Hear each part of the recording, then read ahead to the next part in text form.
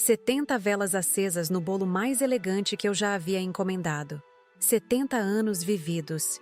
E naquele momento, cada um deles parecia desmoronar com as palavras que saíram da boca do meu próprio filho. Minha mãe querida, já chegaram os 70 anos, mas ainda não chegou a melhor parte. O caixão. A frase ecoou pelo salão privativo do restaurante Quinta dos Casarões como uma sentença de morte para minha dignidade. O champanhe em minha taça tremeu junto com minhas mãos enquanto observava os sorrisos se abrirem ao meu redor. Risos, gargalhadas, olhares cúmplices. E eu, Leonor Damasceno, ali parada, com meu vestido azul turquesa escolhido com tanto carinho, sentindo o peso dos brincos de safira que pertenceram à minha mãe puxarem minhas orelhas para baixo, como se quisessem que eu desaparecesse no chão de mármore. Sabem o que é mais doloroso que a humilhação pública? É quando ela vem pelas mãos de quem você protegeu a vida inteira. Júlio, meu filho de 42 anos, empresário que nunca precisou se esforçar para ter tudo na vida, estava de pé, segurando aquele maldito papel e sorrindo como se tivesse feito a piada mais brilhante do mundo. Sua esposa Mariana ao seu lado, com um sorriso constrangido, mas ainda assim, um sorriso. Meu marido Antônio, ex-diplomata respeitado, aplaudindo como se estivéssemos em um espetáculo cômico, e não no momento em que meu coração estava sendo retalhado publicamente. Engoli em seco. O bolo suntuoso à minha frente, com suas 70 velas que antes simbolizavam conquistas, agora parecia um monumento à minha insignificância. A decoração em tons de prata e azul, as flores importadas, a cristaleria fina que fiz questão de alugar para impressionar meus convidados, tudo parecia uma piada cruel agora. Cada detalhe que planejei durante semanas para celebrar minha vida estava sendo ofuscado por aquelas palavras terríveis. Respirei fundo e forcei um sorriso. Anos como esposa de diplomata me ensinaram a manter as aparências, mesmo quando estou desabando por dentro. Que espirituoso, filho, consegui dizer, minha voz traindo-me pela leve oscilação. Os risos continuaram por alguns segundos que pareceram horas, até que Elisa Prado, minha amiga de décadas, pigarreou alto e sugeriu que cortássemos o bolo. Enquanto os garçons se movimentavam para servir a sobremesa, percebi que minhas mãos ainda tremiam. Senti algo quente escorrendo pelo meu rosto. Uma lágrima tinha escapado, apesar de todos os meus esforços. Rapidamente a sequei, rezando para que ninguém tivesse notado. Mas alguém notou. Do outro lado da mesa, os olhos de minha neta Luciana, uma jovem de 25 anos cheia de vida e ideais, me encaravam com uma mistura de horror e compaixão. Ela tinha o celular na mão, e pela expressão em seu rosto, percebi que havia registrado tudo. A festa continuou como se nada tivesse acontecido. Música ambiente, conversas triviais, comentários sobre o tempo, sobre política, sobre o novo restaurante que abriu no shopping Iguatemi. E eu ali, sentada na cabeceira da mesa, sorrindo automaticamente, respondendo quando necessário, mas sentindo-me como uma atriz em um papel que não escolhi. Quando o último convidado foi embora, perto da meia-noite, Antônio e eu entramos no carro em silêncio. Nossa mansão no Jardim Europa não ficava longe, mas a viagem pareceu interminável. Ele tentou algumas vezes iniciar uma conversa, mas respondia apenas com monossílabos. Como ele poderia ter rido? Como poderia ter aplaudido? 52 anos de casamento, e ele não percebeu a dor nos meus olhos. Chegamos em casa e fui direto para o quarto, ignorando os chamados de Antônio. Inês, nossa governanta de confiança, me esperava para ajudar com o vestido e as joias. Seus olhos negros e sábios me estudaram por um momento antes de perguntar: "A festa não foi como esperado, dona Leonor?" Foi então que desmoronei. As lágrimas que havia contido por horas jorraram como uma tempestade de verão. Entre soluços, contei a Inês o que havia acontecido. Suas mãos enrugadas seguraram as minhas com força surpreendente para uma mulher de 73 anos. "Sabe, dona Leonor", ela disse em seu sotaque nordestino que nunca perdeu, mesmo após 4 décadas em São Paulo. "Algumas pessoas só aprendem quando a vida dá uma lição forte. Seu filho precisa de uma lição." Olhei para Inês, esta mulher que havia criado meus filhos junto comigo, que conhecia todos os segredos da família Damasceno, que provavelmente sabia mais sobre minha casa e minha vida do que eu mesma. Algo em suas palavras acendeu uma faísca dentro de mim. Naquela noite, não consegui dormir. Fiquei na varanda do quarto, observando as luzes da cidade, sentindo o ar frio de junho em meu rosto. Pensei em toda a minha vida, na menina que sonhava em mudar o mundo, na jovem que se apaixonou pelo charmoso diplomata, na mãe que abdicou de seus sonhos para acompanhar o marido em missões internacionais e criar os filhos. Pensei na diretora escolar que fui por tantos anos, respeitada e temida em igual medida. O que havia sobrado daquela mulher forte? O sol começava a nascer quando tomei minha decisão. Se meu filho queria me ver no caixão, eu lhe mostraria algo completamente diferente. Uma Leonor que ele jamais imaginou que existia. Uma mulher que, aos 70 anos, descobriria que ainda tinha muito a viver e muito a ensinar. Nos dias seguintes, fingi estar profundamente magoada. O que não era difícil, pois estava mesmo. Fiquei reclusa em meu quarto, recebendo apenas Inês. Antônio batia na porta regularmente, preocupado com meu estado. Júlio ligou uma vez, mas não atendi. Minha filha Beatriz, que não pôde vir de Recife para a festa devido a uma emergência no hospital onde trabalha como médica, ligava todos os dias, preocupada com os relatos que ouvia sobre meu isolamento. No terceiro dia após a festa, enquanto tomava chá na varanda, senti uma dor aguda no peito. A princípio, pensei que fosse apenas o coração partido reagindo às lembranças, mas a dor aumentou rapidamente. Chamei por Inês, que imediatamente gritou por socorro. A última coisa que me lembro antes de perder a consciência foi o rosto de Antônio, pela primeira vez em muito tempo, verdadeiramente preocupado comigo.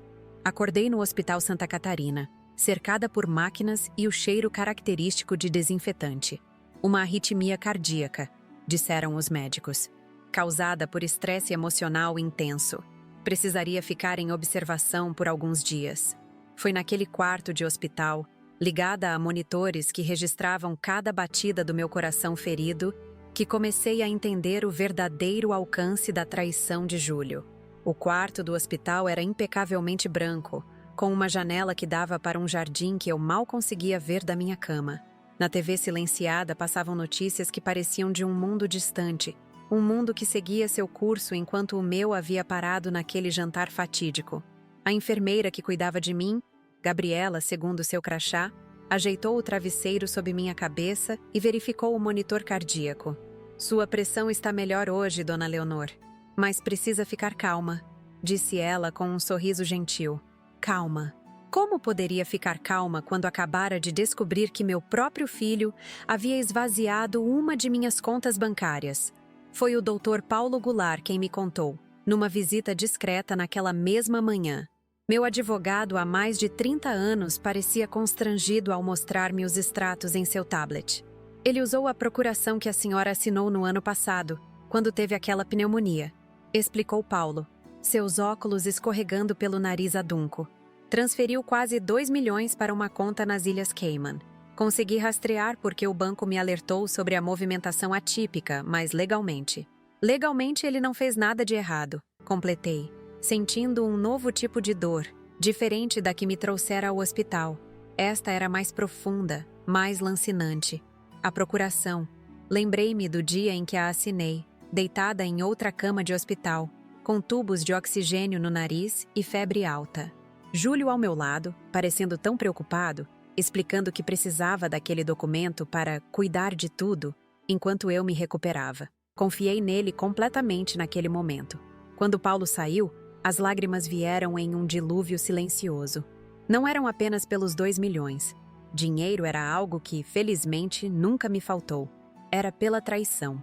Pela constatação tardia de que meu filho, aquele bebê que embalei em noites insones, aquele menino para quem costurei fantasias de carnaval, aquele adolescente cujas festas de aniversário eram lendárias entre seus amigos, esse homem me via agora como um obstáculo, um cofre a ser aberto, uma vida com data de validade. No segundo dia de internação, recebi a visita que mudaria tudo. Minha neta Luciana chegou após o horário de visitas, mas sendo estudante de direito, Soube convencer a enfermeira-chefe a deixá-la entrar. Seus olhos verdes, tão parecidos com os meus, estavam avermelhados quando se sentou ao lado da minha cama. Vovó, eu trouxe uma coisa que a senhora precisa ver, disse ela, tirando o celular da bolsa. Prometa que vai ficar calma. Assenti, intrigada. Luciana ajustou o volume no mínimo e deu play em um vídeo. Era a cena do meu aniversário, gravada do ângulo onde ela estava sentada. Vi-me novamente à cabeceira da mesa, sorrindo tensamente enquanto Júlio se levantava. Ouvi de novo aquelas palavras cruéis sobre o caixão ser a melhor parte que ainda estava por vir. Vi os risos dos convidados. E então vi algo que não havia percebido naquela noite. Após a piada, Júlio olhou para um homem no canto do salão, Renato Mendes, seu sócio, e fez um discreto gesto de vitória com a mão. Espere, pedi. Volte nessa parte. Luciana obedeceu. O gesto era sutil, mas inegável. Agora veja isso, disse ela, abrindo outro vídeo. Era uma gravação feita aparentemente com o celular escondido. Júlio e Renato conversavam em um escritório que reconheci como sendo da empresa de meu filho. Ela vai ficar arrasada depois do jantar, dizia Júlio rindo. É o momento perfeito para apresentar a proposta de venda da mansão. Vamos dizer que é para sua segurança financeira na velhice, que você precisa de cuidados especiais. Aquelas besteiras que os velhos acreditam. E se ela não quiser vender? Perguntou Renato. Confie em mim, respondeu meu filho, com um sorriso que nunca vi em seu rosto antes. Depois do que tenho planejado para o aniversário, ela vai estar tão abalada que assinaria até a própria certidão de óbito. Senti meu coração disparar. O monitor ao lado da cama apitou ruidosamente. Luciana desligou o celular rapidamente, assustada. Vovó, respire fundo, por favor! Fechei os olhos, concentrando-me na respiração como o médico havia me ensinado. Inspirar pelo nariz, contar até 4, expirar pela boca. Repeti o processo várias vezes até que o monitor voltou ao ritmo normal. Como você conseguiu essa gravação? Perguntei finalmente. Os olhos de Luciana se encheram de determinação. Eu sempre soube que meu pai estava fazendo algo errado. Há meses ele vem agindo estranho, tendo reuniões secretas, falando aos sussurros ao telefone. Então coloquei meu celular configurado para gravar na sala de reuniões da empresa quando ele disse que teria um encontro importante com o Renato. Por que não me mostrou isso antes? Não tinha certeza do que ele estava tramando, confessou ela. Pensei que fosse algo relacionado aos negócios, talvez algo ilegal, mas nunca imaginei que fosse contra a senhora. Só depois do que aconteceu no jantar, quando revi a gravação, é que tudo fez sentido. Olhei para minha neta, tão jovem e já tão perspicaz. Luciana sempre foi diferente dos outros jovens de sua idade. Enquanto suas amigas postavam selfies nas redes sociais, ela devorava livros sobre justiça social e filosofia. Tinha a inteligência afiada do avô e minha determinação. Uma combinação que, naquele momento, me encheu de esperança. Vovó, ela continuou segurando minha mão. O que a senhora vai fazer? Isso não pode ficar assim. Foi naquele instante, com o monitor cardíaco marcando as batidas do meu coração machucado, mas ainda pulsante, que algo mudou dentro de mim. A dor e a humilhação que me consumiam foram substituídas por uma clareza que não sentia há anos. Olhei para Luciana e respondi com uma voz que não parecia a minha. Era mais firme, mais decidida. Não, não pode ficar assim. E não vai. Nos 2 dias seguintes, elaborei mentalmente meu plano. As enfermeiras notaram uma melhora significativa em meu estado, atribuindo-a aos medicamentos. Mas eu sabia que era algo mais. Era o propósito renovado que agora corria em minhas veias junto com o sangue. No dia em que recebi alta, Antônio veio me buscar. Meu marido parecia genuinamente preocupado, mas não conseguia olhar nos meus olhos por mais de alguns segundos. A culpa por ter rido da piada de nosso filho? Talvez. Ou quem sabe um conhecimento prévio de todo o esquema. Não podia ter certeza. E essa incerteza me corroía. Você está bem, querida? Perguntou ele durante o trajeto para casa, sua mão tentando alcançar a minha no banco traseiro da Mercedes. Estou ótima, respondi secamente olhando pela janela. As ruas de São Paulo passavam em borrões de concreto e aço. Só preciso descansar. Ao chegarmos em casa, anunciei que passaria uns dias na Fazenda Vista Alegre. Era nossa propriedade em Campinas, um lugar que Antônio raramente visitava devido à sua aversão à vida rural. Ele protestou, é claro, dizendo que eu precisava de cuidados, que acabara de sair do hospital, mas fui irredutível. O médico recomendou ar puro e tranquilidade. Menti. Inês irá comigo para cuidar de tudo. Antes de partir, procurei minha governanta. Encontrei-a no jardim de inverno, cuidando das orquídeas que eram seu orgulho. Inês, chamei, certificando-me de que estávamos sozinhas. Preciso que me conte tudo o que sabe sobre os negócios de Júlio. Tudo. Os olhos sábios da nordestina me estudaram por um momento antes de responder. Dona Leonor, a senhora tem certeza que quer saber? Tem coisas que é melhor não? Tenho, interrompi. Chega de me protegerem como se eu fosse uma boneca de porcelana. Quero a verdade, por mais dolorosa que seja. Sentamos nas cadeiras de vime, rodeadas pelo perfume das flores. Durante a hora seguinte, Inês revelou tudo o que sabia, e era muito. Como governanta da família por 40 anos, ela era invisível para muitos visitantes, o que lhe permitia ouvir conversas que não deveria. Soube assim que Júlio estava afundado em dívidas de jogo, que havia feito empréstimos com agiotas, que usava o nome da empresa para conseguir crédito e não pagava. Soube que ele havia vendido, sem meu conhecimento, terrenos que pertenciam à família há gerações. E tem mais, disse Inês, abaixando ainda mais a voz. Ouvi ele dizer ao tal Renato que assim que a senhora não estivesse mais por perto, eles venderiam a mansão para um grupo chinês que quer construir um hotel de luxo aqui. Já tem até projeto pronto. Cada revelação era como um punhal que se cravava mais fundo em meu peito. Mas não permiti que a dor me paralisasse novamente. Ao contrário, ela agora me alimentava, me fortalecia. Naquela mesma tarde, parti para a fazenda com Inês e uma pequena mala. Durante o trajeto de carro, liguei para Paulo Goulart. Paulo, preciso que venha me ver na fazenda amanhã e traga todos os documentos do meu patrimônio. Todos. Meu advogado não questionou, apenas concordou. Ele me conhecia bem o suficiente para saber que quando eu falava naquele tom, era sério. A primeira noite na fazenda foi catártica. A casa era grande e antiga, com uma varanda que circundava toda a construção. Sentei-me ali após o jantar, observando o céu estrelado que só o interior proporciona. Senti-me pequena diante daquela imensidão, mas ao mesmo tempo, parte de algo maior. As estrelas haviam visto gerações antes de mim enfrentarem suas batalhas e sobreviverem. Eu também sobreviveria. Quando Paulo chegou na manhã seguinte, eu já estava pronta. Vestia uma calça jeans simples e uma camiseta branca, roupas que há anos não usava. Meus cabelos, normalmente impecavelmente tingidos e arrumados em um coque elegante, estavam soltos, revelando os fios grisalhos que tanto me esforcei para esconder. Leonor, você está diferente, comentou ele surpreso. Estou me tornando quem sempre deveria ter sido, respondi. Agora, vamos aos negócios. Durante horas, revisamos documentos, contas, propriedades, investimentos. Descobri, com alívio, que a maior parte da minha fortuna ainda estava intacta e sob meu controle exclusivo. As joias de família que Júlio havia levado à joalheria diamantina para penhorar eram, na verdade, réplicas que mandei fazer anos atrás, quando comecei a desconfiar de seu comportamento.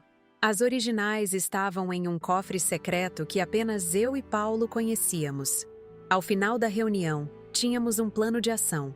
Primeiro, revoguei todas as procurações em nome de Júlio. Depois, transferi parte significativa dos meus bens para uma estrutura que Paulo chamou de Blind Trust, um arranjo legal que protegeria meu patrimônio mesmo que eu fosse considerada incapaz. Por fim, fizemos um novo testamento, com cláusulas muito específicas sobre quem receberia o quê e sob quais condições. Tem certeza disso, Leonor? Perguntou Paulo, ajeitando os óculos enquanto lia a versão final do documento. É bastante não convencional. Tenho absoluta certeza, respondi. Agora, preciso que você faça mais uma coisa por mim. Entreguei-lhe um envelope lacrado. Quero que encontre esta pessoa e a contrate para mim, com discrição total. Paulo assentiu, sem fazer perguntas. Era por isso que confiava nele há tantos anos. Nos dias que se seguiram, fiz algo que nunca tinha feito antes.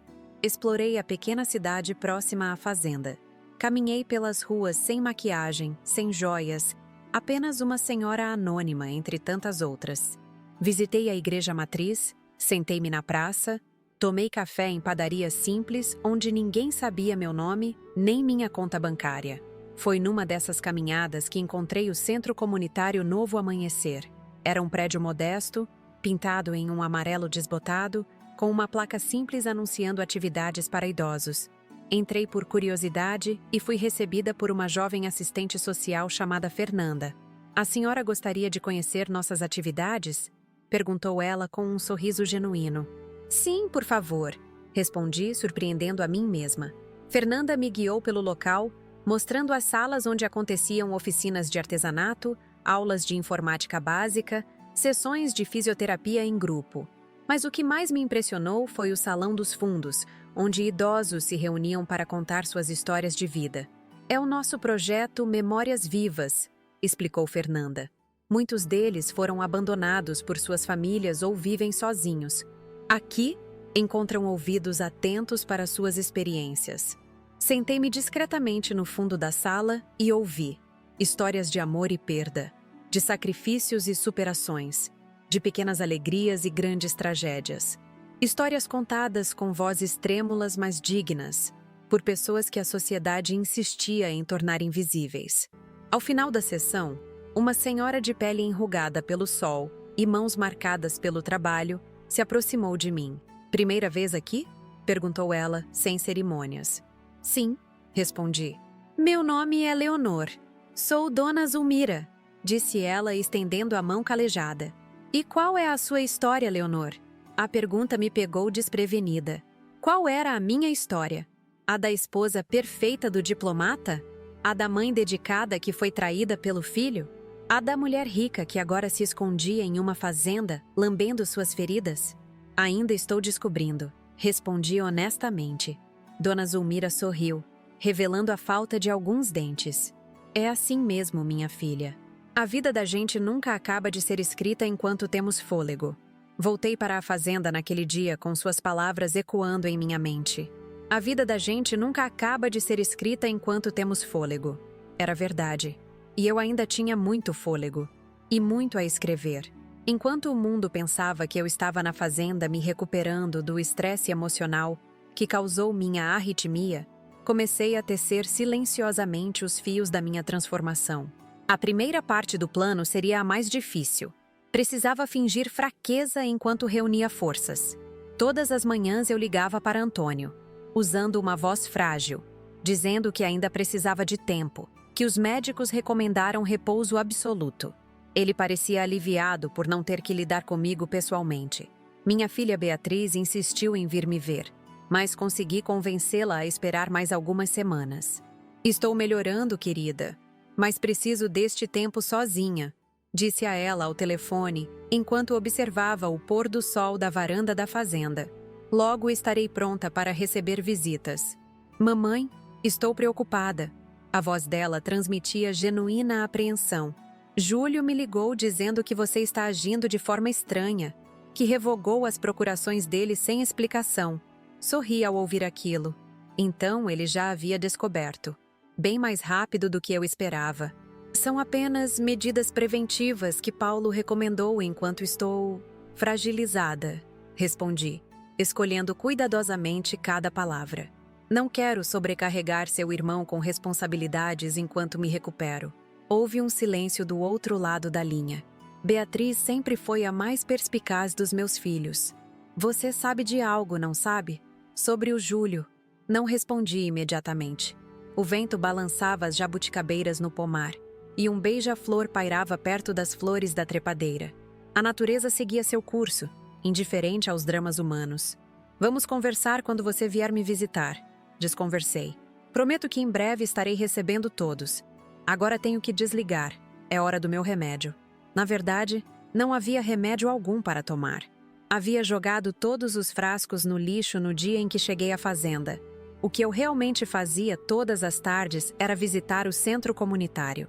Cada dia me envolvia mais com aquele lugar e com as pessoas que o frequentavam. Conheci histórias que partiam o coração, idosos abandonados por famílias ingratas, viúvos e viúvas lutando contra a solidão, pessoas que haviam perdido tudo menos a dignidade. Dona Zulmira, em particular, tornou-se minha mentora informal.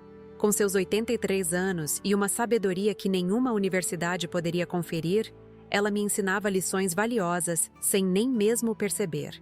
A senhora precisa conhecer o seu Jeremias, disse-me ela certa tarde, enquanto fazíamos colares de miçangas numa das oficinas. Ele era dono de uma construtora grande, sabe?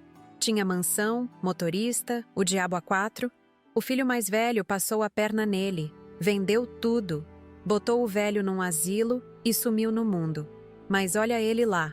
Seguindo seu olhar, vi um senhor magro de cabelos brancos, sorrindo enquanto ensinava xadrez para um garoto da comunidade. Ele não deixou que a mágoa comesse ele por dentro, continuou Dona Zulmira. Diz que perdoou o filho, mas fez questão de viver bem só para mostrar que não precisava de nada daquele ingrato. Isso sim é vingança de classe, minha filha. Aquelas palavras me atingiram como um raio de clareza. Não era apenas sobre recuperar meu dinheiro ou punir Júlio. Era sobre reconstruir minha vida de uma forma que ele jamais imaginaria possível. Uma vingança silenciosa, elegante. Viver bem e com propósito, apesar de suas tentativas de me destruir. Na quinta-feira daquela mesma semana, recebi a visita que estava esperando. O envelope que havia entregado a Paulo continha instruções para contratar Márcia Lombardi, uma investigadora privada especializada em fraudes corporativas. Ela chegou à fazenda dirigindo um Jeep empoeirado, vestindo calças cargo e uma camisa xadrez que destoava completamente da imagem que eu fazia de uma detetive. Dona Leonor? Perguntou ela ao me ver na varanda, uma pasta grossa debaixo do braço. Paulo Goulart me contratou para um trabalho. Indiquei a cadeira de balanço ao meu lado. Aceita um café antes de começarmos? Márcia assentiu, seus olhos castanhos observadores absorvendo cada detalhe da fazenda. Inês trouxe o café e nos deixou a sós, fechando discretamente a porta de tela. Então, começou Márcia após um gole do café forte. O Dr. Goulart me explicou a situação em termos gerais. Seu filho esvaziou uma conta sua e parece estar tramando algo envolvendo suas propriedades. Preciso que me conte mais detalhes. Durante a hora seguinte, compartilhei tudo o que sabia sobre as atividades de Júlio, incluindo as gravações de Luciana e as informações coletadas por Inês. Márcia ouvia atentamente, fazendo anotações ocasionais em um pequeno caderno. A senhora sabe que poderia simplesmente processá-lo, certo? Tem provas suficientes para um caso de abuso financeiro contra idoso, sem falar na violação da procuração. Balancei a cabeça. Não quero escândalos. Não quero arrastar o nome da família pelos tribunais. Quero justiça, mas do meu jeito. Um sorriso compreensivo cruzou o rosto de Márcia. Entendo perfeitamente. Então, o que exatamente deseja que eu faça? Quero saber tudo. Cada detalhe das finanças dele, cada negócio suspeito, cada pessoa com quem ele está envolvido. Quero nomes, datas, valores. Quero saber quem é esse grupo chinês interessado na mansão. Quero entender a extensão completa da teia que ele teceu. Márcia fechou seu caderno. Vou precisar de algumas semanas. Esse tipo de investigação exige paciência. Tempo é algo que tenho de sobra agora, respondi, sentindo uma calma que não experimentava há anos. E dinheiro também, apesar das tentativas do meu filho de mudar isso. Após a saída de Márcia, peguei meu próprio caderno. Era um antigo diário que encontrei numa gaveta da escrivaninha da fazenda. As primeiras páginas continham anotações do meu falecido sogro sobre a produção de café. Avancei até encontrar folhas em branco e comecei a escrever. Plano de renascimento. Intitulei na primeira página. Em seguida, listei metodicamente cada passo que precisava dar. Primeiro, proteger o que restava do meu patrimônio, já em andamento com a ajuda de Paulo. Segundo, reunir informações sobre Júlio. Márcia cuidaria disso. Terceiro, e aqui hesitei por um momento antes de escrever, reinventar Leonor Damasceno. Nos dias que se seguiram, dediquei-me à terceira parte do plano com uma energia que não sentia desde a juventude. Comecei com pequenas mudanças.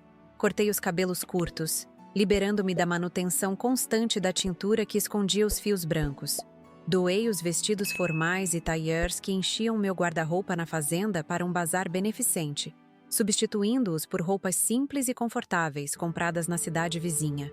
Uma semana depois, liguei para Beatriz. "Estou pronta para te receber", anunciei. "Mas venha sozinha, por favor." Minha filha chegou no sábado seguinte, dirigindo seu próprio carro de Recife até Campinas. Uma viagem de quase 2 dias que demonstrava sua preocupação. Quando saí para recebê-la na varanda, vi seus olhos se arregalarem em choque. "Mãe, o que aconteceu com você?" Toquei instintivamente meus cabelos agora curtos e completamente brancos. "Gostou do visual novo?" Beatriz deixou a mala cair no chão e se aproximou lentamente, como se estivesse vendo uma aparição. "Você está diferente. Não apenas o cabelo, é algo mais. É a liberdade, minha filha", respondi, abraçando-a. "Venha, vamos conversar." Sentamos na sala de estar da fazenda, onde Inês havia preparado um lanche. Beatriz ainda me olhava como se não me reconhecesse. De certa forma, ela estava certa. Eu mesma mal me reconhecia ao passar pelos espelhos da casa. "Sei que você está confusa", comecei. "E vou te contar tudo, mas primeiro preciso que me prometa algo. O que for dito aqui, fica entre nós duas." Minha filha assentiu. Seus olhos, tão parecidos com os do pai, fixos nos meus. Durante a hora seguinte, narrei os acontecimentos desde meu aniversário. A piada de Júlio, a descoberta da conta esvaziada, as revelações de Inês, os vídeos de Luciana. Contei sobre minhas visitas ao centro comunitário e sobre a investigadora que contratei. Beatriz ouviu tudo em silêncio. Seu rosto médico treinado para não demonstrar emoções mantendo-se impassível até o final. "Por que não me contou antes?" perguntou finalmente, sua voz tremendo levemente. Porque precisava ter certeza do que estava acontecendo. E porque não queria forçá-la a escolher lados entre sua mãe e seu irmão. Ela levantou-se abruptamente e caminhou até a janela, observando o pôr do sol que tingia o céu de laranja e rosa. Quando se virou, havia lágrimas em seus olhos. "Não há escolha a fazer, mãe. Estou do seu lado. Sempre estive, só que à distância. Talvez se eu não tivesse me afastado tanto, teria percebido o que Júlio estava fazendo." Levantei-me e fui até ela, segurando suas mãos entre as minhas. "Não se culpe. Você seguiu seu caminho, construiu sua carreira, sua vida. É exatamente o que eu queria para meus filhos, que fossem independentes, realizados. E agora, o que pretende fazer?" Sorri, sentindo uma confiança que não experimentava há décadas. "Vou recuperar o controle da minha vida, mas de uma forma que ninguém espera. E preciso da sua ajuda para isso." Passamos o restante do fim de semana elaborando os detalhes do meu plano. Beatriz, com sua mente analítica de médica, contribuiu com ideias que não haviam me ocorrido. No domingo à noite, quando se preparava para retornar a Recife, abraçou-me longamente. "Sabe o que é mais surpreendente em tudo isso, mãe? Ver você assim, viva de verdade. Nos últimos anos parecia que você estava apenas existindo, seguindo uma rotina. Agora, há um brilho nos seus olhos que não via desde que era criança." Suas palavras me acompanharam nos dias seguintes, enquanto continuava minhas visitas ao centro comunitário. Em uma dessas tardes, Fernanda, a assistente social, me abordou com uma proposta inesperada. "Dona Leonor, percebo que a senhora tem se envolvido bastante com nossos frequentadores", disse ela, enquanto caminhávamos pelo jardim simples do centro. "Gostaria de nos ajudar de forma mais direta? Estamos precisando de voluntários para o programa de alfabetização de idosos." A proposta me pegou de surpresa. Ensinar era algo que eu conhecia bem de meus anos como diretora escolar, mas trabalhar com idosos em situação de vulnerabilidade era um território completamente novo. "Não sei se tenho as qualificações necessárias", respondi hesitante. Fernanda sorriu. "A senhora tem algo muito mais valioso que qualificações formais. Tem empatia e paciência. Já a vi conversando com Dona Zulmira e os outros. Eles a respeitam." Aceitei o desafio. mais como uma forma de ocupar meus pensamentos do que por acreditar que poderia fazer diferença. Para minha surpresa, descobri um talento natural para conectar-me com aqueles alunos especiais. Muitos haviam passado a vida inteira sem a oportunidade de aprender a ler e escrever. Outros haviam esquecido o que sabiam devido a problemas de saúde ou simplesmente pela falta de prática. Havia algo profundamente gratificante em ver o rosto de uma senhora de 75 anos iluminar-se ao conseguir escrever seu próprio nome pela primeira vez, ou assistir a um senhor de 80 anos ler uma carta do neto que antes precisava pedir para outros lerem. Pequenas vitórias que significavam mundos inteiros de independência reconquistada. Numa dessas tardes de voluntariado, recebi uma ligação de Márcia. "Preciso encontrá-la com urgência", disse ela, sua voz transmitindo a seriedade do assunto. "Descobri coisas que não podem ser discutidas por telefone. Combinamos um encontro para a manhã seguinte, na fazenda. Passei a noite inquieta, imaginando o que a investigadora teria descoberto. Seria pior do que eu já sabia?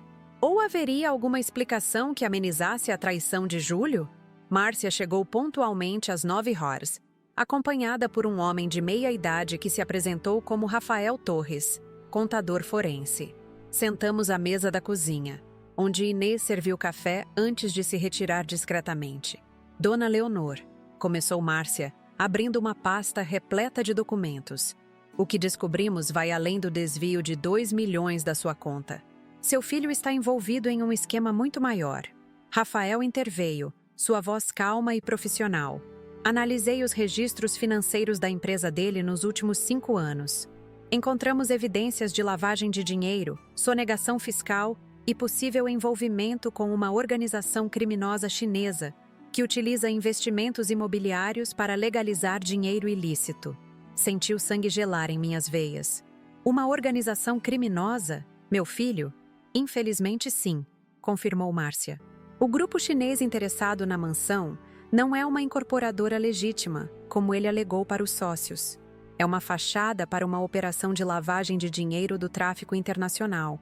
Seu filho provavelmente não sabe a extensão completa do envolvimento deles, mas está conscientemente facilitando suas operações em troca de comissões substanciais." Rafael empurrou alguns documentos em minha direção. "Aqui estão transferências para contas offshore no nome de uma empresa registrada em nome da esposa dele, Mariana. Mais de 15 milhões nos últimos 3 anos, todos provenientes de empresas fantasmas ligadas a esse grupo chinês." Minhas mãos tremiam enquanto examinava os papéis. Não entendia completamente os termos técnicos, mas compreendia o suficiente para perceber a gravidade da situação. O que isso significa legalmente para ele? Márcia e Rafael trocaram olhares. Foi ela quem respondeu. "Prisão, Dona Leonor. Anos de prisão se as autoridades descobrirem. E elas eventualmente descobrirão, porque operações desse tamanho sempre deixam rastros." Um silêncio pesado caiu sobre a cozinha ensolarada. Por um momento, vi-me de volta àquele jantar de aniversário, ouvindo a piada sobre o caixão. Agora tudo fazia mais sentido. Júlio não estava apenas sendo cruel. Estava desesperado. Precisava de meu patrimônio para cobrir os rastros de suas atividades ilícitas, antes que as autoridades chegassem até ele. "Temos que levar isso à polícia", disse finalmente. "Se fizermos isso", alertou Rafael, "toda sua família será exposta. Seu nome, sua história, tudo se tornará público. Os jornais terão um banquete com o escândalo." Pensei em Antônio, já fragilizado pela demência incipiente. Em Beatriz, cuja carreira médica poderia ser afetada pela associação com um escândalo dessa magnitude. Em Luciana, ainda construindo seu futuro. E mesmo em Mariana, esposa de Júlio, que talvez fosse tão vítima quanto eu. "Deve haver outra forma", murmurei, mais para mim mesma que para eles. Márcia inclinou-se sobre a mesa. "Na verdade, há. E é por isso que trouxe Rafael hoje. Ele tem uma proposta que pode resolver a situação sem envolver as autoridades. Ainda." Rafael abriu seu laptop e mostrou-me uma apresentação meticulosamente preparada. Enquanto Márcia servia mais café, o contador forense explicava seu plano para neutralizar os danos causados por Júlio sem destruir completamente a família Damasceno. É uma estratégia em 3 fases, explicou ele, seus dedos ágeis deslizando pelas teclas. Primeiro, isolamos seu patrimônio pessoal definitivamente das empresas de seu filho. Depois, criamos uma estrutura legal que permita recuperar gradualmente os ativos desviados. Por fim, oferecemos a Júlio uma única saída honrosa, antes que tudo desmorone sobre ele. Ouvi atentamente cada detalhe. O plano era brilhante em sua simplicidade e, ao mesmo tempo, profundamente sofisticado em seus mecanismos legais. Exigiria paciência, discrição absoluta e, acima de tudo, uma transformação completa da minha parte. A senhora precisará voltar para São Paulo, concluiu Márcia após Rafael terminar sua explicação. Precisará reassumir seu lugar na sociedade, mas com uma nova perspectiva, novos propósitos. E, principalmente, acrescentou Rafael, precisará fazer tudo isso sem que seu filho suspeite de nada. Ele precisa acreditar que a senhora continua fragilizada e manipulável. Levantei-me e caminhei até a janela da cozinha. O céu estava particularmente azul naquela manhã, com nuvens brancas e fofas deslizando vagarosamente. Um beija-flor pairava sobre as flores do jardim, suas asas batendo tão rapidamente que pareciam invisíveis. A natureza seguia seu curso, indiferente aos dramas humanos que se desenrolavam sob seu manto. Posso fazer isso, afirmei, virando-me para encará-los. Na verdade, já comecei minha transformação sem saber que seria necessária para este plano. 3 dias depois, liguei para Antônio anunciando meu retorno à mansão do Jardim Europa. Meu marido pareceu genuinamente aliviado, o que me deixou com sentimentos conflitantes. Será que sua preocupação era sincera? Ou estava apenas seguindo o roteiro que Júlio lhe havia passado? Vou preparar tudo para sua chegada, querida, disse ele. Alguma recomendação médica especial que devamos seguir? Não será necessário, respondi, mantendo minha voz propositalmente frágil. Estou bem melhor. Apenas preciso evitar emoções fortes. No dia seguinte, fiz minhas malas. Não levei os vestidos elegantes e as joias que havia trazido para a fazenda. Em vez disso, deixei a maior parte deles com Inês, que os doaria discretamente a instituições de caridade. Guardei apenas algumas peças especiais, aquelas com valor sentimental que transcendia seu preço material. Antes de partir, fiz uma última visita ao centro comunitário. Fernanda ficou visivelmente desapontada com a notícia da minha partida. A senhora fez uma diferença tremenda aqui em tão pouco tempo, disse ela, seus olhos sinceros fixos nos meus. Nossos frequentadores vão sentir sua falta. Não estou abandonando vocês, expliquei. Na verdade, estou indo embora para poder ajudar ainda mais. Confie em mim. Despedi-me de cada um dos idosos que havia conhecido. Dona Zulmira, sempre perspicaz, segurou minhas mãos entre as suas e disse com um sorriso enigmático: a senhora vai dar a volta por cima, não é? Vai mostrar para aqueles figurões de São Paulo o que uma velha determinada pode fazer. Assenti, sentindo uma inesperada emoção apertar minha garganta. É exatamente isso, Dona Zulmira. E prometo que voltarei para contar como foi. Quando o carro que contratei entrou na alameda da mansão Damasceno, senti um frio no estômago.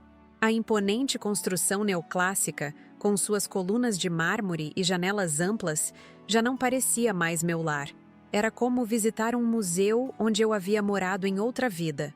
Antônio me esperava na entrada, impecavelmente vestido em um de seus ternos italianos. Ao meu lado, Inês carregava minha única mala. Observei a expressão de meu marido mudar de expectativa para choque quando me viu sair do carro. Leonor? Mas seu cabelo... Passei a mão pelos fios agora completamente brancos e cortados em um estilo moderno e prático.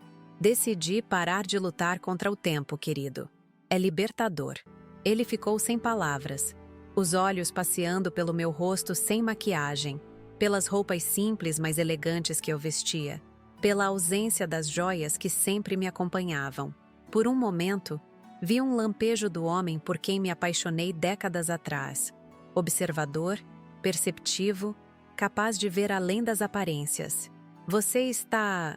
diferente, disse ele finalmente, oferecendo-me o braço para entrarmos. A vida nos muda, Antônio. principalmente quando nos força a encarar nossas verdades. Os dias seguintes foram de readaptação cuidadosa. Mantive-me deliberadamente reclusa, recebendo apenas visitas selecionadas e evitando os eventos sociais que antes preenchiam minha agenda. Paulo Goulart vinha regularmente, sempre com documentos para eu assinar, sempre com novidades sobre o andamento do nosso plano. Na segunda semana após meu retorno, recebi a visita que mais temia e, ao mesmo tempo, mais esperava. Júlio veio sozinho, em uma tarde chuvosa de domingo. Estava na biblioteca, lendo um livro sobre desenvolvimento comunitário que Fernanda havia me recomendado, quando a porta se abriu sem aviso. "Mãe", disse ele parado na soleira como um ator inseguro de sua deixa. "Que bom ver você em casa finalmente." Marquei a página do livro com calma, colocando-o sobre a mesa lateral antes de olhar diretamente para meu filho. Ele parecia mais magro, com olheiras pronunciadas sob os olhos. Vestia um terno caro, mas ligeiramente amassado, como se tivesse dormido com ele. "Júlio", respondi simplesmente, indicando a poltrona à minha frente. "Sente-se." Ele obedeceu, claramente desconcertado com minha aparência e com a frieza em minha voz. Esperava encontrar a mesma mulher fragilizada que saíra do hospital meses atrás, não esta versão calma e centrada. "Você está bem?" perguntou, tentando recuperar o controle da situação. "Melhor do que jamais estive", respondi honestamente. "O tempo na fazenda me fez muito bem. Me deu perspectiva." Vi a tensão em seus ombros relaxar ligeiramente. Ele interpretou minha resposta como um sinal de que eu não descobrira seus esquemas, que ainda estava alheia às suas maquinações. "Fico feliz em ouvir isso. Sabe, fiquei muito preocupado quando soube que você revogou minhas procurações. Pensei que talvez não confiasse mais em mim. Era uma armadilha hábil. Se eu negasse, estaria confirmando que ainda era manipulável. Se confirmasse, criaria um confronto prematuro. Optei por um meio termo. Foi ideia de Paulo. Expliquei calmamente. Ele achou melhor simplificar tudo durante minha recuperação. Menos preocupações para todos nós." Júlio assentiu, visivelmente aliviado. "Claro, faz sentido. E falando em simplificar, tenho uma proposta interessante para lhe apresentar. É sobre a mansão." "A mansão?" repeti, fingindo surpresa. "O que tem ela?" Ele inclinou-se para a frente, entrando no modo de negócios que eu conhecia tão bem. "Recebi uma oferta excepcional de um grupo de investidores. Querem transformar esta propriedade em um hotel boutique de luxo. O valor oferecido é extraordinário, mãe. Poderíamos comprar um apartamento maravilhoso para você e papai, com toda a segurança e conforto, sem as preocupações de manter um lugar tão grande." Observei-o enquanto falava, notando as pequenas gotas de suor que se formavam em sua testa, apesar do ar-condicionado da biblioteca. Notei como evitava mencionar que os investidores eram chineses, como omitia os detalhes mais sórdidos que Márcia e Rafael haviam descoberto. "Parece interessante", comentei, mantendo minha expressão neutra. "Mas sabe, Júlio, durante meu tempo na fazenda, comecei a repensar muitas coisas, sobre o que realmente importa na vida, sobre o legado que quero deixar." Um lampejo de impaciência cruzou seu rosto, rapidamente mascarado por um sorriso ensaiado. "Filosofias à parte, mãe. Esta é uma oportunidade única. Os investidores têm pressa e podem esperar que eu considere adequadamente algo tão importante", interrompi suavemente. "Afinal, esta casa tem sido nosso lar por mais de 4 décadas. Foi aqui que você e Beatriz cresceram. Não é o tipo de decisão que se toma de um dia para o outro, não concorda?" Ele concordou relutantemente, percebendo que não conseguiria me pressionar. Antes que pudesse tentar outro ângulo, mudei completamente o assunto. "Tenho pensado em fazer um trabalho voluntário", anunciei, observando sua reação. "Conheci um centro comunitário maravilhoso perto da fazenda. Eles fazem um trabalho incrível com idosos vulneráveis." A confusão em seu rosto era quase cômica. Este novo tópico estava completamente fora do roteiro que havia preparado. "Voluntariado? Você? Por que o espanto? Tenho experiência em educação, tempo disponível e, graças ao seu pai e a você, estabilidade financeira para me dedicar a causas importantes. Não é isso, é só que..." Ele parou, buscando palavras. Nunca a vi interessada nesse tipo de atividade. As pessoas mudam, filho. Às vezes por escolha, às vezes por necessidade. Olhei-o diretamente nos olhos ao dizer isso, permitindo que um traço de conhecimento transparecesse em meu olhar. Ele desviou o olhar primeiro, consultando ostensivamente o relógio. Preciso ir. Tenho uma reunião importante. Pensamos na proposta do hotel em outro momento, certo? Claro, respondi serenamente. Não tenho pressa alguma. Nas semanas seguintes, implementei cuidadosamente cada fase do plano elaborado por Rafael e Márcia. Com a orientação de Paulo, criei uma fundação dedicada ao apoio de centros comunitários para idosos em situação de vulnerabilidade. Inicialmente, destinei uma quantia modesta para o projeto, o suficiente para chamar a atenção da mídia local, mas não tanto que pudesse alarmar Júlio.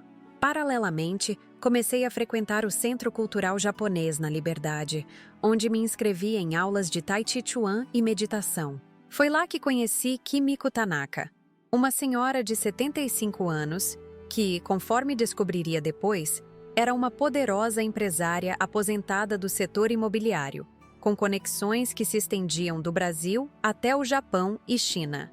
Seus movimentos estão melhorando, Leonor-san, comentou ela após uma aula particularmente desafiadora. Mas ainda pensa demais. Precisa deixar o corpo guiar a mente, não o contrário. Sorri, secando o suor da testa com uma pequena toalha. Sempre fui assim, Kimiko. Cerebral demais, física de menos. Ela assentiu, seus olhos negros e perspicazes estudando-me com interesse. Venha tomar um chá comigo. Quero lhe apresentar algumas pessoas que talvez possam ajudar com sua fundação.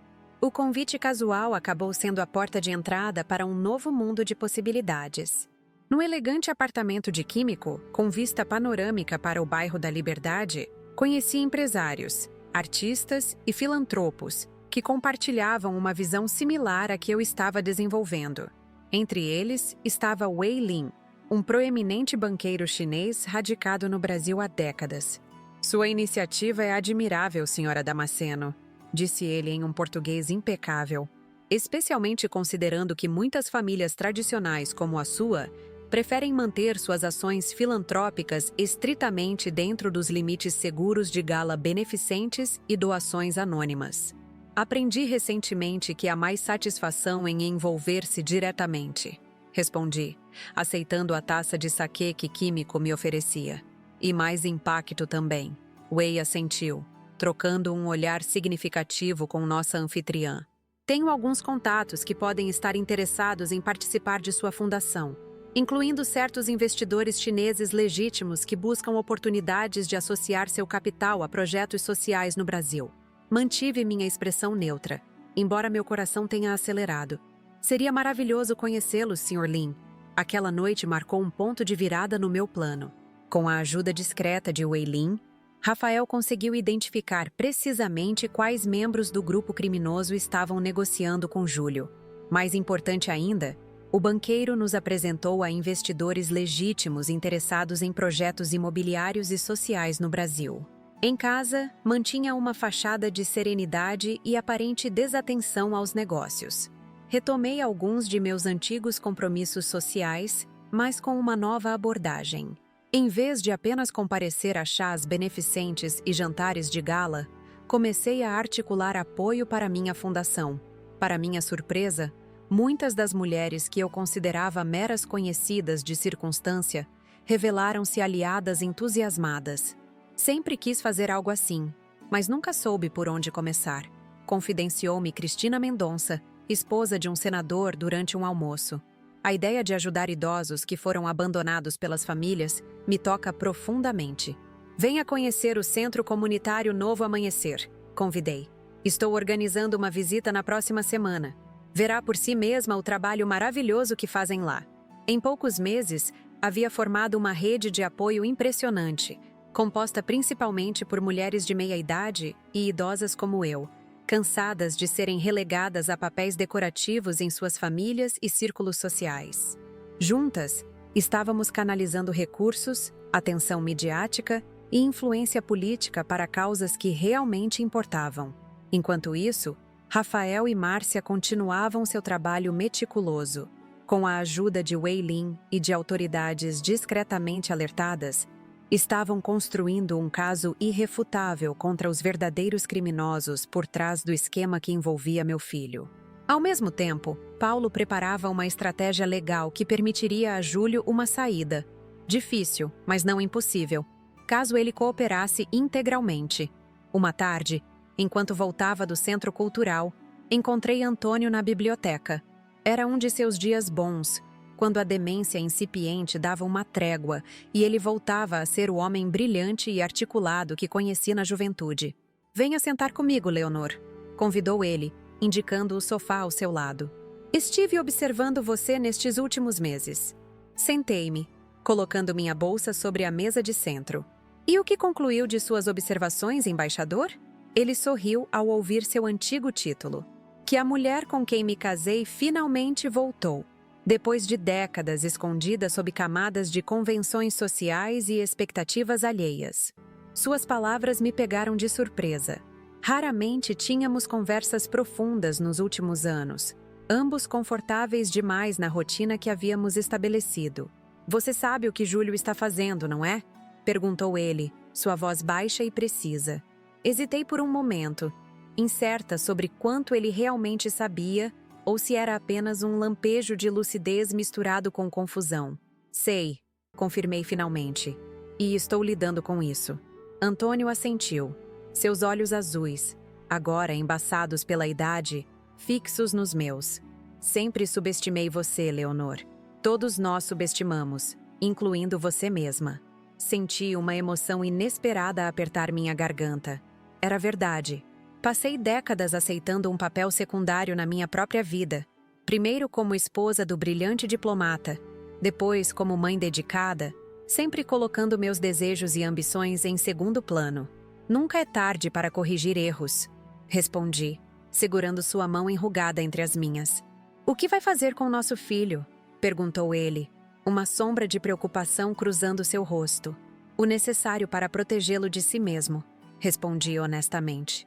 "E para garantir que ele aprenda a lição que falhamos em ensinar durante sua criação." Antônio fechou os olhos por um momento, como se absorvesse o peso daquela verdade. Quando os abriu novamente, havia uma determinação que eu não via há anos. "Conte comigo para o que precisar", disse simplesmente. "Enquanto ainda estou lúcido o suficiente para ajudar." Aquela conversa inesperada fortaleceu minha resolução. Na manhã seguinte, liguei para Beatriz em Recife. "Está na hora da fase final", disse quando atendeu. "Preciso que você venha para São Paulo na próxima semana. E traga seu marido Cláudio, se possível. Vamos precisar de todos os aliados que pudermos reunir." Minha transformação estava quase completa. A Leonor frágil e manipulável havia dado lugar a uma mulher que finalmente compreendia seu próprio poder.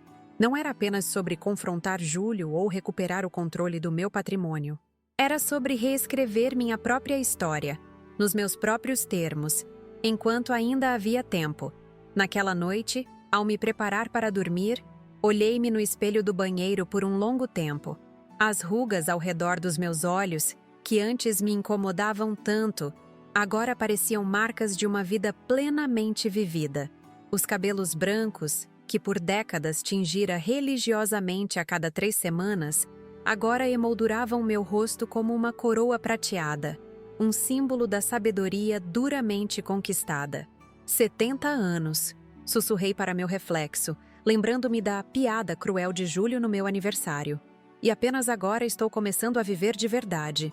A data escolhida não foi acidental. Exatamente 6 meses após o desastroso jantar de aniversário, organizei um evento beneficente para lançar oficialmente a Fundação Novo Amanhecer.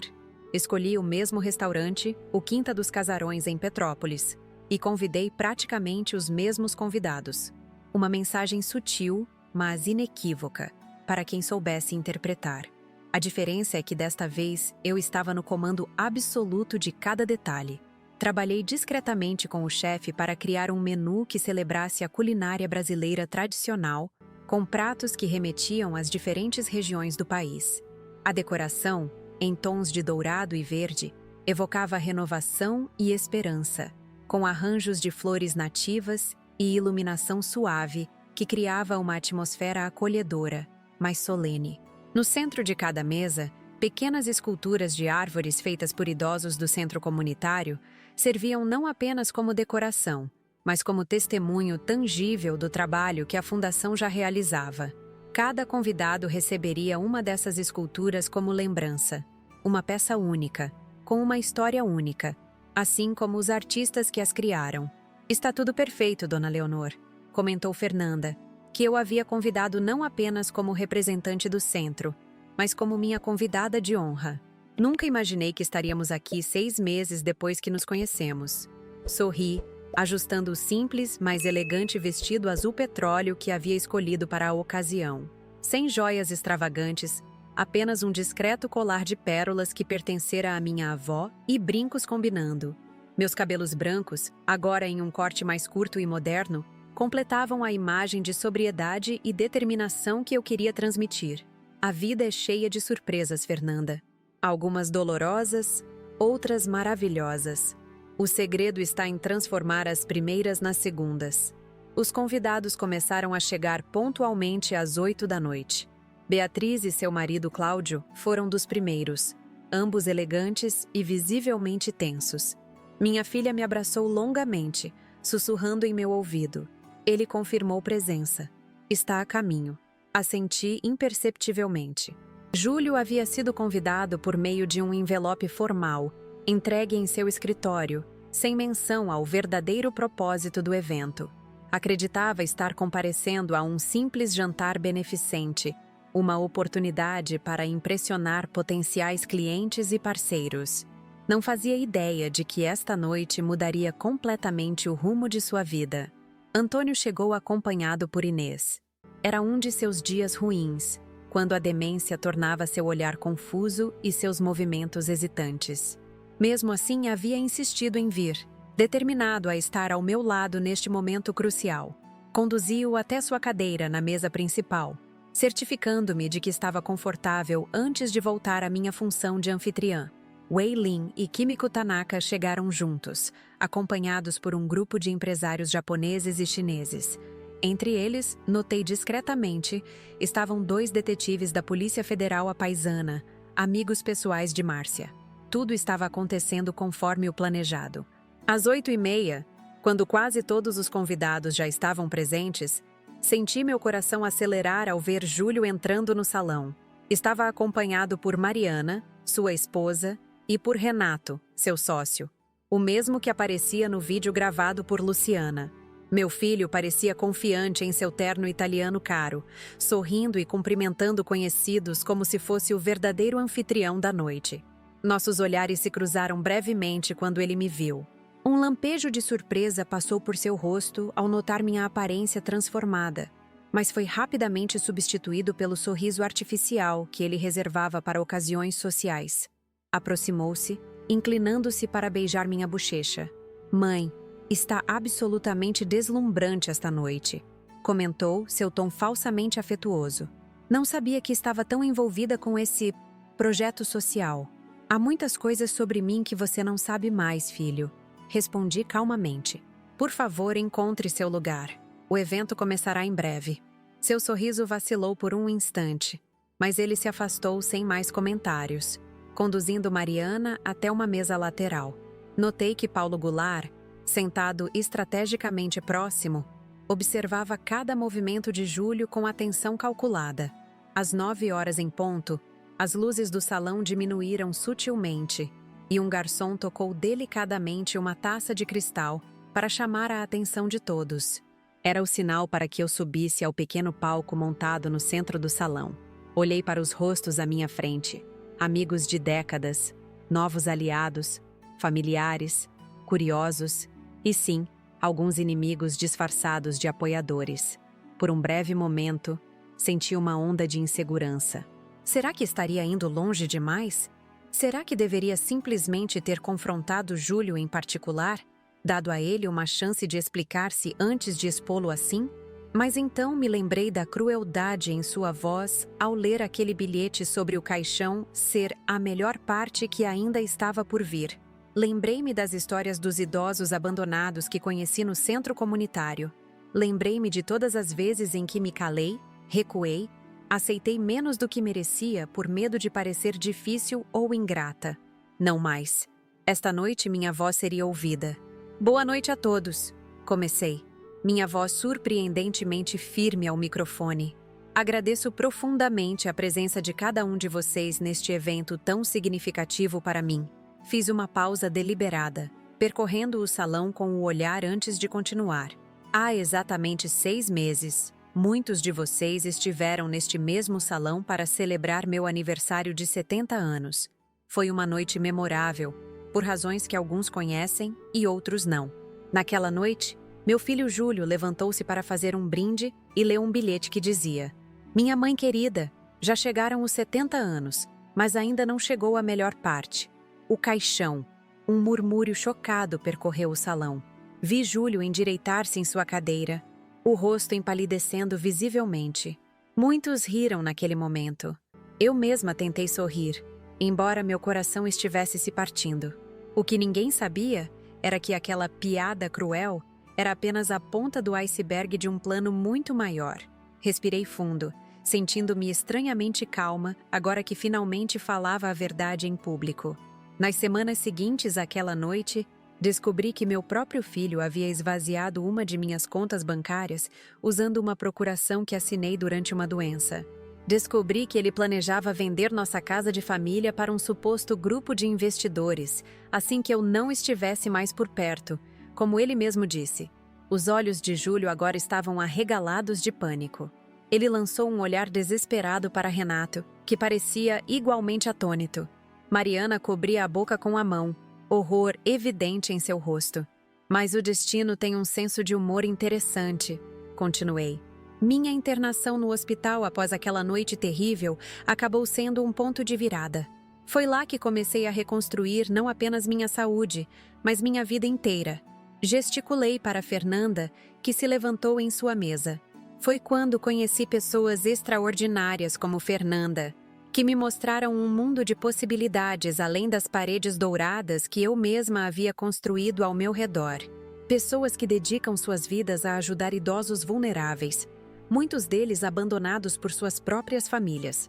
Vi Júlio levantar-se abruptamente, claramente pretendendo sair do salão, mas Paulo Goulart colocou-se discretamente em seu caminho, sussurrando algo que o fez hesitar e relutantemente voltar a sentar-se. Esta noite, prossegui, tenho o imenso prazer de anunciar oficialmente a criação da Fundação Novo Amanhecer, uma organização dedicada a apoiar centros comunitários para idosos em todo o Brasil. E estou doando 70% de meu patrimônio pessoal para financiar permanentemente esta iniciativa. Aplausos espontâneos ecoaram pelo salão. Sorri, agradecendo com um gesto, antes de fazer o anúncio que mudaria tudo. Os outros 30% serão destinados a um fundo educacional para jovens da comunidade e para minha neta Luciana, com uma condição muito especial. Fiz uma pausa dramática, olhando diretamente para meu filho. Júlio Damasceno terá que trabalhar como voluntário no Centro Comunitário Novo Amanhecer por 3 anos completos para que sua filha possa receber esta herança. 3 anos de serviço dedicado, sob supervisão, para aprender o valor do respeito, da dignidade e da compaixão. Lições que aparentemente falhei em ensinar durante sua criação. O silêncio que caiu sobre o salão era quase palpável. Podia-se ouvir o som das respirações, dos talheres ocasionalmente tocando os pratos, do vento suave batendo nas janelas altas. Além disso, continuei, minha voz agora mais suave. Gostaria de fazer um anúncio adicional. Com a ajuda de vários colaboradores, incluindo o respeitado banqueiro Wei Lin, identificamos e estamos cooperando com autoridades para desmantelar uma organização criminosa que utiliza investimentos imobiliários como fachada para lavagem de dinheiro do tráfico internacional. Os detetives da Polícia Federal moveram-se discretamente, posicionando-se estrategicamente pelo salão. Vi Renato empalidecer e fazer um movimento em direção à saída, apenas para notar que estava bloqueada. Qualquer pessoa envolvida com esse grupo que desejar cooperar plenamente com as investigações, continuei, meu olhar fixo em Júlio. terá a oportunidade de um acordo judicial significativamente mais favorável. Esta oferta expira hoje à meia-noite. Neste momento, Júlio levantou-se, seu rosto contorcido por uma mistura de raiva e pânico. Isso é absurdo! Gritou apontando para mim. Minha mãe está claramente sofrendo de algum distúrbio mental. Essas acusações são completamente fabricadas. Paulo Goulart levantou-se calmamente, colocando uma pasta sobre a mesa. Tenho aqui documentos que provam cada palavra que Dona Leonor acaba de dizer, Sr. Damasceno, incluindo transferências para contas offshore em nome de uma empresa registrada em nome de sua esposa. Talvez queira reconsiderar sua posição antes de fazer mais acusações infundadas. Júlio olhou desesperadamente ao redor, como um animal encurralado. Seus olhos pararam em Mariana, que agora se afastava dele com uma expressão de horror e incredulidade. Você registrou uma empresa em meu nome? Perguntou ela, sua voz trêmula. Sem meu conhecimento? O momento de desintegração pública de meu filho era doloroso de assistir, mesmo após tudo o que ele havia feito. Por um instante, vi o menino que ele foi um dia, brilhante, cheio de potencial, meu orgulho e alegria. Onde havíamos errado? Quando o privilégio e a facilidade se transformaram em avareza e crueldade. Mas não havia tempo para essas reflexões agora. Tinha um propósito a cumprir. Júlio, chamei. Minha voz agora gentil, mas firme. Você tem uma escolha a fazer. Agora, na frente de todas estas testemunhas. Nossos olhares se encontraram através do salão silencioso. Vi algo quebrar dentro dele. Talvez o último vestígio de sua arrogância. Talvez o primeiro reconhecimento genuíno de seus erros. Não precisa terminar assim, continuei. Há um caminho de redenção, difícil, mas possível. A decisão é sua.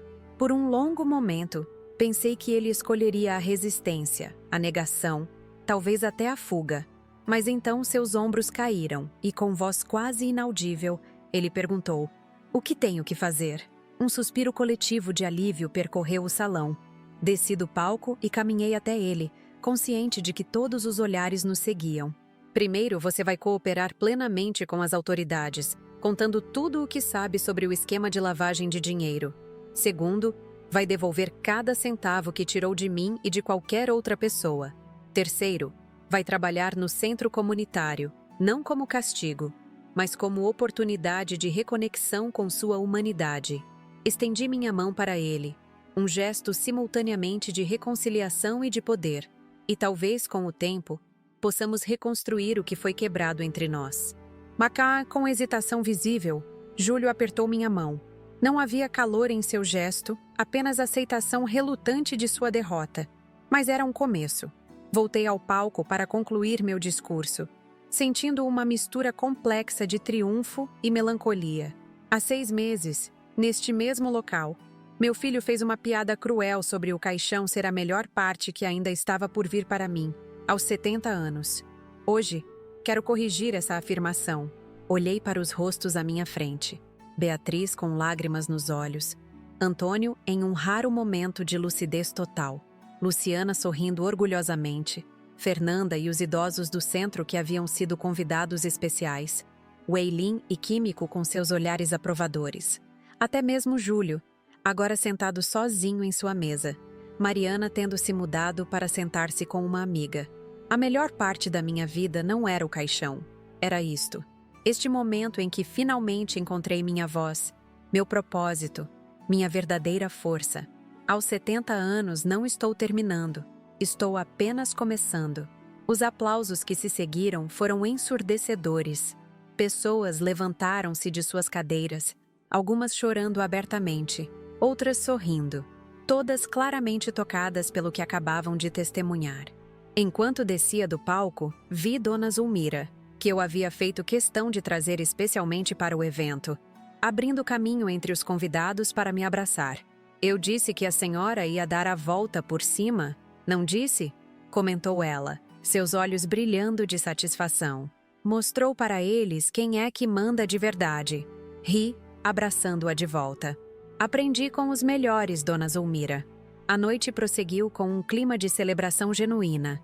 Os detetives levaram Renato discretamente para fora, enquanto Júlio permaneceu, parecendo menor e mais velho do que eu jamais o havia visto. Em determinado momento, notei Luciana aproximando-se dele, sentando-se ao seu lado. Não pude ouvir o que conversaram, mas vi algo que pareceu um lampejo de vergonha genuína em seu rosto enquanto ela falava.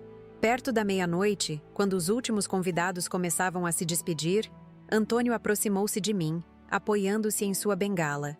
"Leonor", disse ele, sua voz extraordinariamente clara naquela noite. "Você lembra o que me disse quando nos conhecemos, naquele baile na embaixada em 1965? Sorri, surpresa por ele se lembrar daquela noite tão distante. Disse que um dia iria surpreendê-lo. Ele assentiu, seus olhos azuis momentaneamente livres da névoa da demência. Demorou, mas cumpriu a promessa. Caminhamos juntos até a varanda do restaurante, observando as luzes da cidade abaixo. A noite estava excepcionalmente clara, com estrelas brilhando intensamente no céu. "O que acontece agora?" perguntou ele, seu braço entrelaçado no meu. Respirei profundamente o ar fresco da noite, sentindo uma paz que não experimentava há décadas. "Agora vivemos, Antônio. Simplesmente vivemos. Meus queridos, hoje compartilhei com vocês uma jornada que transformou não apenas minha vida, mas todo o sentido da minha existência. Vocês acompanharam como, aos 70 anos, enfrentei a humilhação mais profunda pelas mãos do meu próprio filho. Aquelas palavras cruéis sobre o caixão ser a melhor parte que ainda estava por vir ecoaram dentro de mim como uma sentença. Mas o destino, sempre surpreendente, transformou aquele momento devastador no catalisador da minha libertação. Vocês testemunharam minha transformação gradual. Primeiro, a dor paralisante que me levou ao hospital com uma arritmia cardíaca. Depois, a descoberta chocante das traições de Júlio, o desvio de 2 milhões da minha conta, os planos de vender nossa casa de família para criminosos disfarçados de investidores, as manipulações constantes. Tudo enquanto eu era vista apenas como uma idosa frágil, facilmente manipulável, um obstáculo inconveniente para seus planos. Compartilhei com vocês como, refugiada na fazenda Vista Alegre, comecei a tecer silenciosamente meu plano de renascimento. Como encontrei no Centro Comunitário Novo Amanhecer um propósito que transcendia minha dor pessoal. Como conheci histórias de outros idosos que, como eu, haviam sido descartados ou subestimados por suas famílias. Como aprendi com Dona Zulmira que a verdadeira vingança é viver bem, com dignidade e propósito. Vocês acompanharam cada passo da construção do meu plano secreto, com a ajuda de aliados inesperados. Minha neta Luciana, que gravou as evidências das manipulações de Júlio, Paulo Goulart, meu advogado fiel, Márcia Lombardi, a investigadora perspicaz, Rafael Torres, o contador forense que desmontou o esquema financeiro, e até mesmo Wei Lin e Kimiko Tanaka, que me abriram portas para um mundo de possibilidades que eu jamais imaginara acessível para uma senhora de 70 anos. Viram como abandonei as máscaras sociais que usei a vida inteira, os cabelos impecavelmente tingidos, as joias ostensivas, as roupas formais que me definiam apenas como esposa de um diplomata importante ou mãe de filhos adultos. Como me libertei das expectativas alheias e, finalmente, me permiti ser simplesmente Leonor, uma mulher de cabelos brancos, mas com fogo nos olhos e determinação no coração. E, finalmente, testemunharam o confronto final. Aquele momento de justiça poética quando, no mesmo restaurante onde fui humilhada, retomei meu poder e ofereci a meu filho tanto as consequências de seus atos, quanto uma chance de redenção. Não por vingança mesquinha, mas por justiça restaurativa. Não para destruí-lo, mas para reconstruir algo que talvez tivesse sido quebrado muito antes daquela noite de aniversário. Minha história não termina ali, naquela noite de triunfo no restaurante Quinta dos Casarões. Na verdade, foi apenas o começo da minha verdadeira vida. Hoje, 2 anos depois, a Fundação Novo Amanhecer atende milhares de idosos em situação de vulnerabilidade em todo o Brasil. Nossa mansão no Jardim Europa tornou-se a sede da Fundação, um espaço onde idosos e jovens voluntários criam laços que transcendem as barreiras geracionais. Júlio está no 2º ano de seu trabalho voluntário obrigatório. No início, era visível seu desconforto, sua resistência seu ressentimento. Mas algo começou a mudar nele. Na semana passada, o flagrei ensinando pacientemente um senhor de 85 anos a usar um computador para fazer uma videochamada com um neto distante. Havia gentileza genuína em seus gestos, interesse real em seus olhos. Talvez haja esperança para ele, afinal. Talvez haja esperança para todos nós, independentemente da idade ou dos erros cometidos. Mariana pediu o divórcio após descobrir a extensão dos crimes de Júlio e como ele havia usado seu nome sem seu conhecimento.